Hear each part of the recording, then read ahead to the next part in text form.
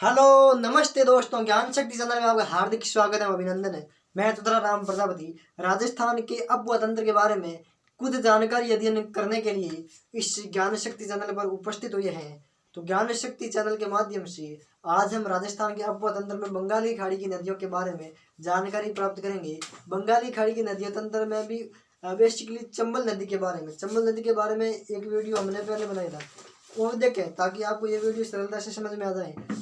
चंबल नदी के बारे में कुछ जानकारी प्राप्त की थी, उससे आगे प्राप्त करते हैं। चंबल नदी की कुछ विशेषता देखी थी, उसका विस्तार देखा था, किन किन जिलों में है, कितनी लंबाई है, उद्गम कहाँ से होता है और किस नदी में प्रवेश करती है और इसका जल कहाँ तक जाता है। ठीक है, तो उसके बारे में कुछ देखा था। उसके आगे अब शुरू करते हैं चंबल नदी के बारे में। बोलो कौन सी नदी? चंबल नदी। चंबल नदी राजस्थान की सबसे लंबी नदी। तो चंबल नदी की एक विशेषता है बीहड़,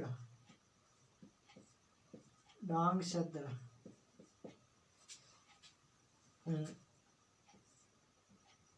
आदि के लिए कुख्यात। ठीक है, चंबल नदी बीहड़ एवं डांग क्षेत्र के लिए कुख्यात है। ठीक है, अवनलिका वर्धन, उत्खात स्थलाकृति, उत्खात स्थलाकृति, उत्खात स्थलाकृति, अवनलिका वर्धन, अवनलिका वर्धन। इन सभी के कारण चंबल नदी बीहड़ आदि डांग क्षेत्र आदि के कारण कुख्यात है। ठीक है, अब देखते हैं बीहड़ किससे कहते हैं, डांग किससे कहते हैं। ठीक है,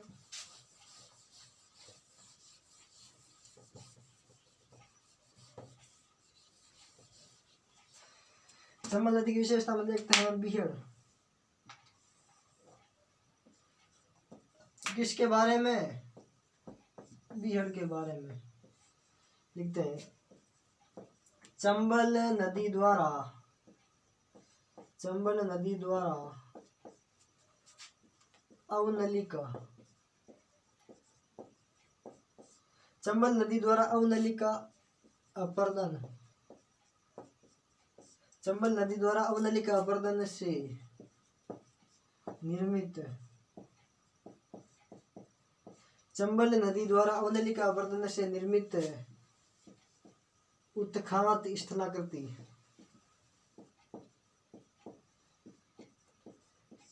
उत्खात, चंबल नदी द्वारा अवनलिका अपर्दन से निर्मित उत्खात स्थलाकृति जहां घने जंगल पाए जाते हैं, जहां घने जंगल पाए जाते हैं उसे बीहड़ क्षेत्र कहा जाता है।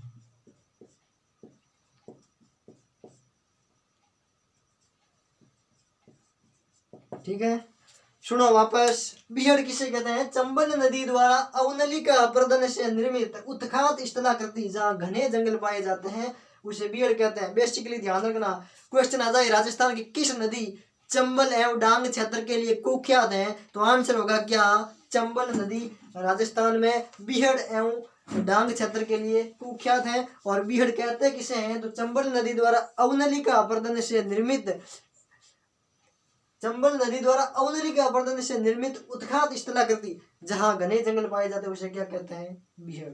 ठीक है, अब देखते हैं सर्वाधिक बीहड़ कहाँ पाए जाते हैं। सर्वाधिक बीहड़,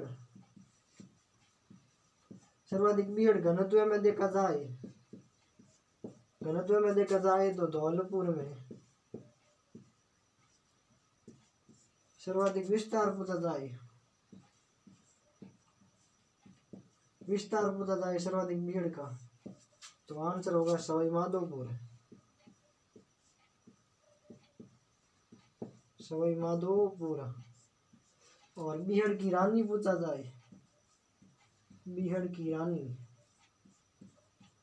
क्वेश्चन में आ जाए बीहड़ की रानी राजस्थान के किस जिले को कहते हैं, तो आंसर होगा कौन सा जिला, करौली। ठीक है, कोई डाउट है? सुनो वापस। बीहड़ किसे कहते हैं? चंबल नदी द्वारा अवनली का अपर्दन से निर्मित उत्खात स्थलाकृति जहाँ घने जंगल पाए जाते हैं उसे कहते हैं बीहड़। और सर्वाधिक बीहड़ का घनत्व है धौलपुर में। और सर्वाधिक बीहड़ का विस्तार पूछा जाए तो आंसर होगा सवाई माधोपुर। और बीहड़ की रानी पूछा जाए तो आंसर होगा करौली। कोई डाउट है?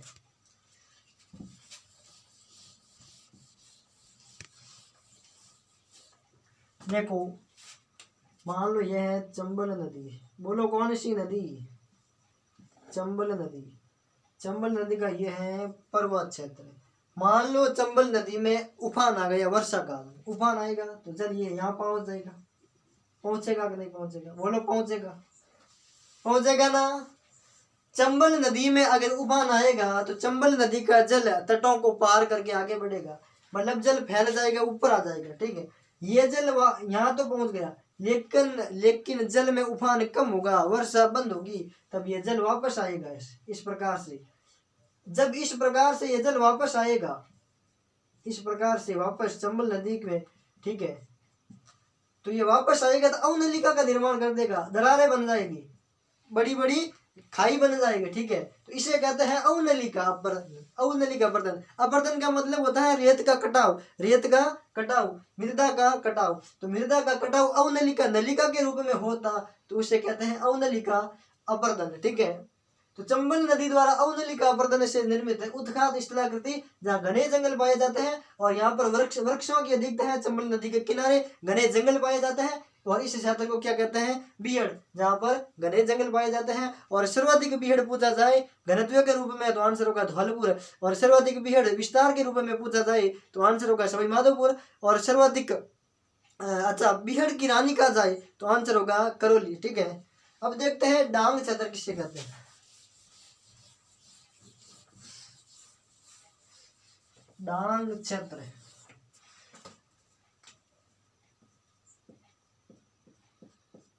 डांग क्षेत्र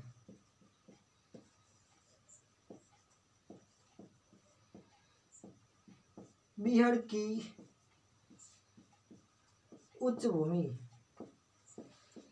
जहां दस्यु डाकू निवास करते हैं। ठीक है, डांग क्षेत्र किसे कहते हैं? तो बीहड़ की उच्च भूमि जहां दस्यु डाकू निवास करते हैं उसे कहते हैं डांग क्षेत्र। मान लो ये नदी है चंबल, बोलो कौन सी नदी? तो आंसर चंबल नदी। ये चंबल नदी का पर्वत क्षेत्र, ये मान लो अवनलिका अपर्दन से इस प्रकार से ये नलिका बन गई। और नलिका के ऊपरी सिरे पर उच्च भूमि पर जहाँ डाकू निवास करते हैं घने जंगलों में, उच्च भूमि पर, उसे कहते हैं डांग क्षेत्र। ठीक है, और डांग क्षेत्र करौली, सवाई माधोपुर और धौलपुर जिलों में बेसिकली पाए जाते हैं। ठीक है, अब देखते हैं चंबल नदी की सहायक नदियों के बारे में कुछ जानकारी। बोलो किस नदी की सहायक नदियों? तो आंसर होगा चंबल नदी। चंबल नदी की सहायक नदियों के बारे में आपको देखना होगा कि चंबल नदी में दाईं ओर से मिलने वाली सहायक नदियों और चंबल नदी में बाईं ओर से मिलने वाली सहायक नदियों, बाईं ओर से मिलने वाली सहायक नदियों कहो या पश्चिम से सहायक मिलने वाली सहायक नदियों कहो, और दाईं ओर से मिलने वाली सहायक नदियों कहो या पूर्व से चंबल नदी में मिलने वाली सहायक नदियों कहो, बात क्या है? एक ही। मान लो ये है, ये कौन सी पहाड़ी? जनापाव की पहाड़ी, जनापाव की पहाड़ी। बोलो जनापाव की पहाड़ी से चंबल नदी का क्या रिलेशन है, क्या संबंध है? तो संबंध यह है कि इस पहाड़ी से चंबल नदी का क्या होता है? उद्गम। तो ये मान लो चंबल नदी इस प्रकार से प्रवाहित होती है, बोलो होती कि नहीं होती है? यह है यमुना नदी। ठीक है, ये हो गई यमुना, ये हो गई चंबल। बोलो कौन सी नदी? चंबल। चंबल नदी में अगर इस प्रकार से बाईं ओर से मिलने वाली नदियां हैं, ये तो हो गई बाईं ओर से मिलने वाली, बाईं ओर से, बाईं ओर से नदियों को पश्चिम की ओर से मिलने वाली भी कह सकते हैं, पश्चिम की ओर से, ठीक है। और इधर से मिलेगी जो नदियों, इस तरफ से जो नदियों मिलेगी वो हो गई दाईं ओर से मिलने वाली नदियों, दाईं ओर से मिलने वाली नदियों, दाईं ओर से मिलने वाली नदियों, दाईं ओर से मिलने वाली नदियों को पूर्व से मिलने वाली नदियों भी कह सकते हैं, पूर्वी नदियों, पूर्व से मिलने वाली नदियों भी कह सकते हैं, ठीक है। सुनो, चंबल नदी, बनास नदी और लूनी नदी, इनके कुछ ऐसे बेसिक कॉन्सेप्ट है कि इनको आपको ध्यान रखना होगा कि पश्चिम से कौन सी नदी मिलती है, पूर्व से कौन सी मिलती है। मान लो क्वेश्चन आ जाए, निम्न में से कौन सी नदी चंबल नदी में पूर्व से मिलने वाली सहायक नदी है और कौन सी सहायक नदी नहीं। इस प्रकार के क्वेश्चन आने की 100% प्रायिकता है। तो ध्यान रखना, कौन सी नदी चंबल में बाईं ओर से मिलती है, कौन सी नदी दाईं ओर से मिलती है। बाईं ओर से मिलने वाली नदी पश्चिम की होगी और दाईं ओर से मिलने वाली पूर्व की ओर होगी। विशेष रूप से ध्यान रखना, ये कॉन्सेप्ट केवल चंबल नदी के लिए लागू होगा, क्योंकि दूसरी नदी के उसका उद्गम और अलग स्थान होगा और उसका प्रवाह क्षेत्र अलग स्थान होगा, इसलिए उनमें बाईं और दाईं में विशेष रूप से ध्यान रखना। ये सभी जगह बाईं ओर से मिलने वाली पश्चिम की नहीं होगी, ठीक है। तो चंबल नदी में ध्यान रखना, बाईं ओर से मिलने वाली नदियां कहो या पश्चिम से मिलने वाली नदियों कहो, ठीक है। और दाईं ओर से मिलने वाली नदियों कहो या पूर्व ओर से मिलने वाली नदियों कहो, ठीक है।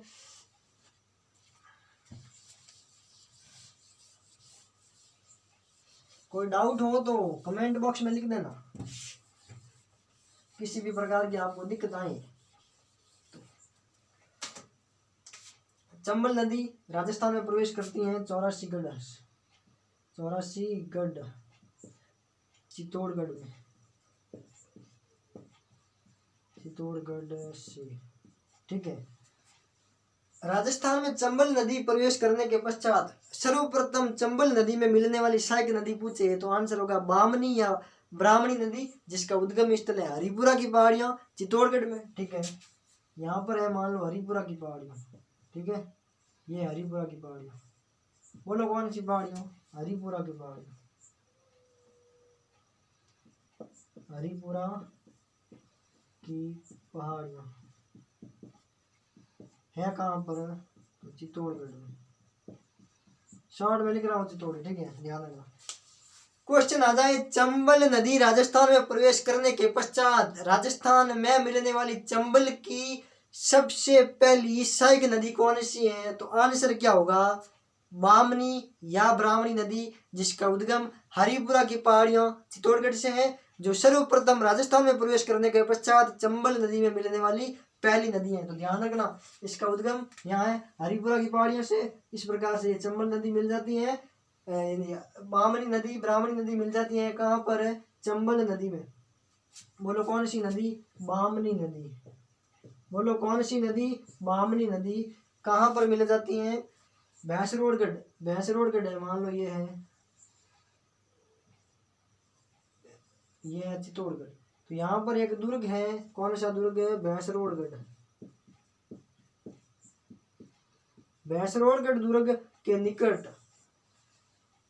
बामनी नदी चंबल में मिल जाती है। और भैंसरोडगढ़ दुर्ग किस नदियों के संगम पर है, तो बामनी या ब्राह्मणी और चंबल नदी के संगम पर बना हुआ कौन सा दुर्ग है, बोलो भैंसरोडगढ़ दुर्ग। क्वेश्चन आ जाए, भैंसरोडगढ़ दुर्ग किन नदियों के संगम पर बना हुआ है, तो आंसर होगा बामनी प्लस चंबल नदियों के संगम पर बना हुआ भैंसरोडगढ़ दुर्ग। और भैंसरोडगढ़ दुर्ग है किस जिले में, तो आंसर होगा चित्तौड़गढ़। और राजस्थान में चंबल नदी के प्रवेश के पश्चात चंबल की पहली सहायक नदी कौन सी है, तो आंसर क्या, बामनी नदी। और बामनी नदी का उद्गम स्थल कौन सा है, तो हरिपुरा की पहाड़ियां। और हरिपुरा की पहाड़ियां किस जिले में है, तो आंसर क्या, चित्तौड़गढ़। कोई डाउट है, ठीक है, ध्यान रखना, भैंसरोडगढ़ बामनी व चंबल नदियों के संगम पर, बामनी का उद्गम हरिपुरा की पहाड़ियों से। राजस्थान में चंबल नदी किस स्थान से प्रवेश करती है, तो 84 चित्तौड़गढ़ से। चंबल नदी का उद्गम पूछे तो जनापाव की पहाड़ियां मध्य प्रदेश से। कोई डाउट है तो सभी मित्रों साथियों से यही अपील है कि ज्ञान शक्ति चैनल को ज़्यादा से ज़्यादा शेयर करें, लाइक करें, बेल आइकन दबाएं और सभी मित्रों साथियों के साथ में शेयर करें।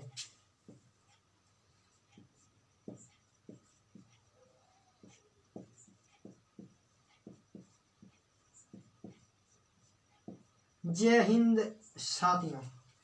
तो मेरी एक ही अपील है कि ज्ञान शक्ति चैनल को ज़्यादा से ज़्यादा सब्सक्राइब करें, लाइक करें, बेल आइकन दबाएं और सभी मित्रों साथियों के साथ में शेयर करें ताकि हमें मोटिवेशन मिले और अन्य साथियों को इस नियतम ज्ञान का लाभ मिल सके।